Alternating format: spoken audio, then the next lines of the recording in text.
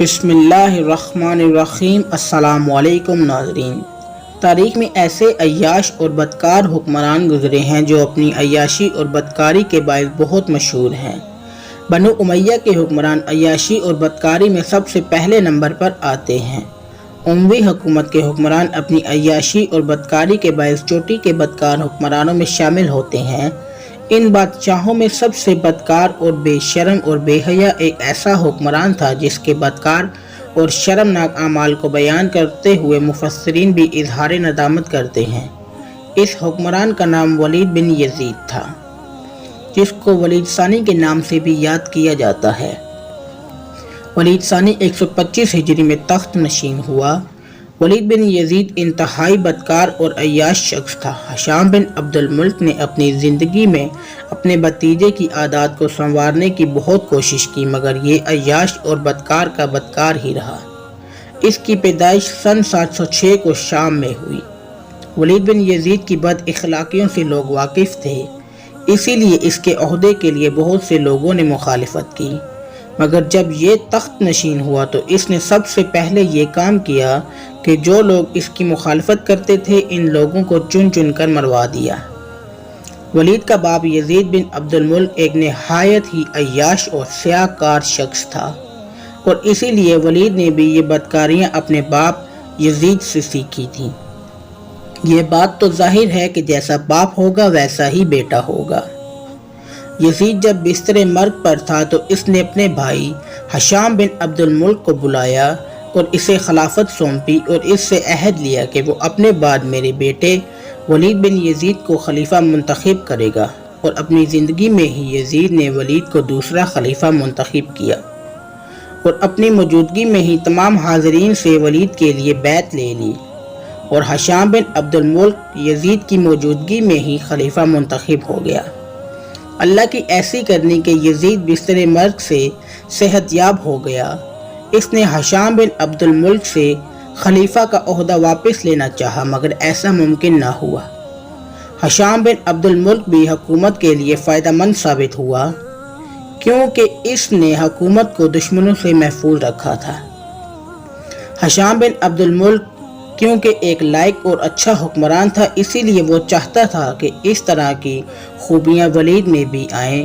اسی لیے ہشام نے ولید کی پرورش میں خود دلچسپی لینا شروع کر دی، مگر ولید نے جیسے ہی جوانی کی طرف قدم رکھا تو وہ حکومت کو پیچھے چھوڑ کر زندگی کی رنگینیوں میں مست ہوتا چلا گیا۔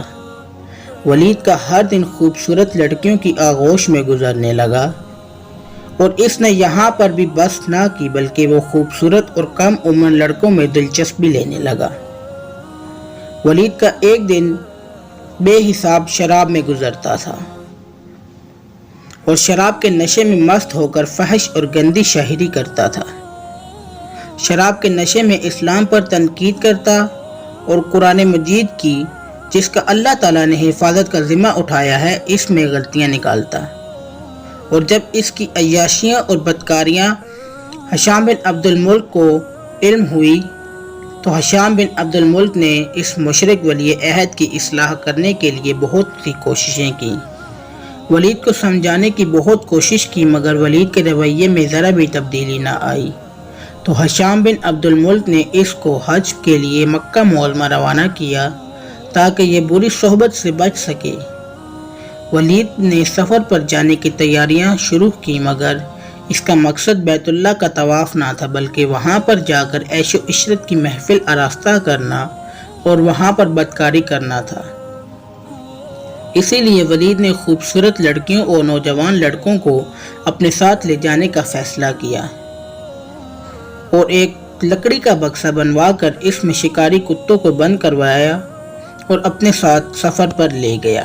اس کے علاوہ ولید خانہ کعبہ کے رقبے کے مطابق ایک عالیشان اور خوبصورت شامیانہ تیار کروایا۔ وہ اس شامیانوں کو خانہ کعبہ کی چھت پر نصب کروانا چاہتا تھا۔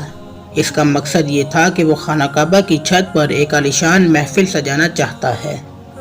اس محفل کو سجانے کے لیے مہنگی ترین رقاصاؤں کا انتخاب کیا گیا۔ اس محفل کو سجانے کے لیے ولید نے مہنگی سے مہنگی شراب منگوائی اور اپنے دوست اور احباب کو اس محفل میں آنے کی دعوت دی۔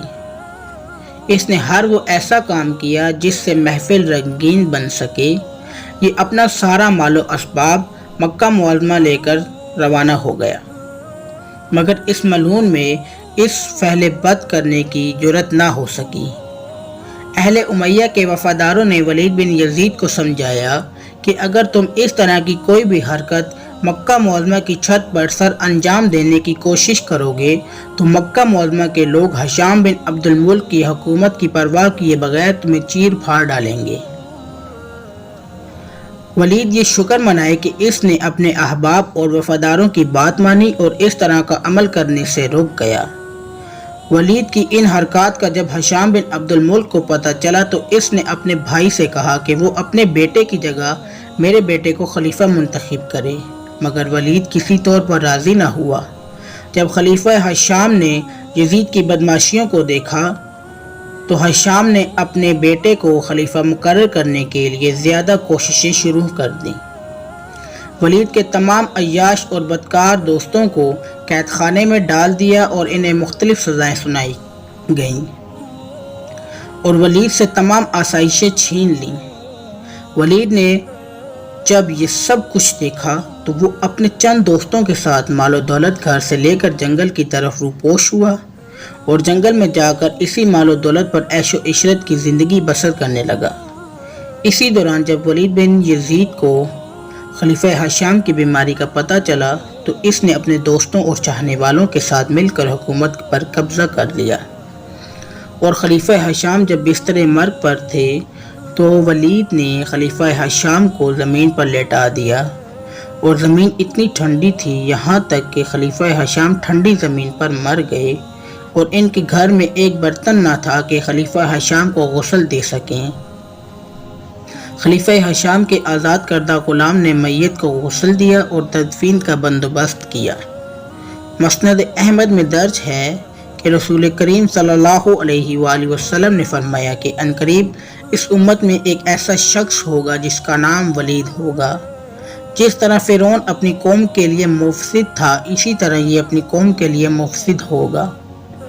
خلیفہ بننے کے بعد ولید نے اپنی عیاشیوں کو کھلے عام کر دیا تھا اور نوجوان لڑکوں سے صحبت کرتا اور ان سے ہم بستری کرتا تھا۔ اس کی ان حرکات سے اس کے خاندان والے اور بنو امیہ کے تمام لوگ اس کے خلاف ہو گئے، اور اس کی حکومت کے 1.5 سال کے بعد اس کے چچیرے بھائی یزید ثالث نے اس کے خلاف علم بلند کیا اور اس کو ایک گھر میں قید کر کے قتل کر دیا۔ ولید کے سر کے بدلے 10 لاکھ کا انعام رکھا گیا تھا، اسی لیے لوگ اس کے جسم کے ٹکڑے کاٹ کر یزید کے سامنے پیش ہوتے اور انعام حاصل کرتے۔ اس کا سر کاٹ کر نیزے پر لٹکایا گیا اور بازاروں میں گھمایا گیا۔ بنو امیہ کا یہ عیاش اور بدکار حکمران آج کے حکمرانوں کے لیے عبرت کا نشان ہے۔ حکمرانی کے نشے میں آ کر اپنی پیدائش کے مقصد کو بھول گیا اور بدکاریوں اور عیاشیوں میں مشغول ہو گیا۔ ناظرین، یہ تھا ہماری آج کی ویڈیو کا موضوع۔ اگر آپ کو ہماری آج کی ویڈیو پسند آئے تو کمنٹ سیکشن میں بتائیں۔